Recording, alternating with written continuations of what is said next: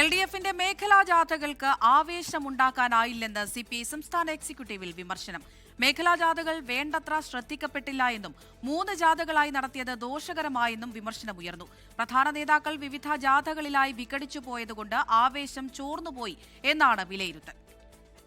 Jibin JB തിരുവനന്തപുരത്ത് നിന്ന് വിവരങ്ങൾ നൽകാനായി ചേരുന്നുണ്ട്. ജിബിൻ, ജാഥയിലും പാളി എന്നാണോ പറയുന്നത്?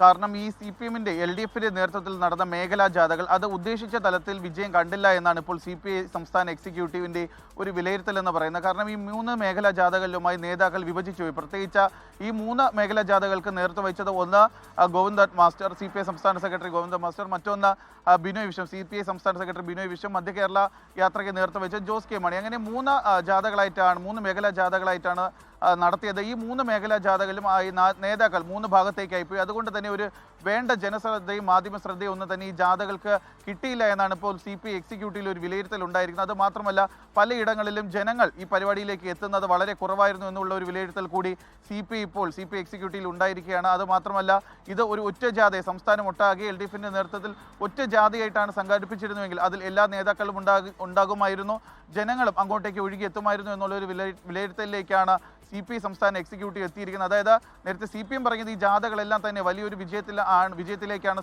ജാഥകളെല്ലാം എത്തിയതെന്നാണ് CPMന്റെ വിലയിരുത്തലുണ്ടായത്. പക്ഷേ അതിന് നേരെ വിപരീതമായിട്ടാണ് ഇപ്പോൾ CPI സംസ്ഥാന എക്സിക്യൂട്ടീവിന്റെ ഭാഗത്ത് നിന്ന് ഒരു വിലയിരുത്തൽ ഉണ്ടായിരിക്കുന്നത്. ലോകത്തെവിടെയായാലും ഏത് സമയത്തും 24 വാർത്തകളും ഓഗ്മെന്റഡ് റിയാലിറ്റി പാക്കേജുകളും എക്സ്പ്ലെയിനറുകളും വിശദമായി കാണാൻ ഞങ്ങളുടെ YouTube ചാനൽ നിങ്ങൾക്ക് സബ്സ്ക്രൈബ് ചെയ്യാം.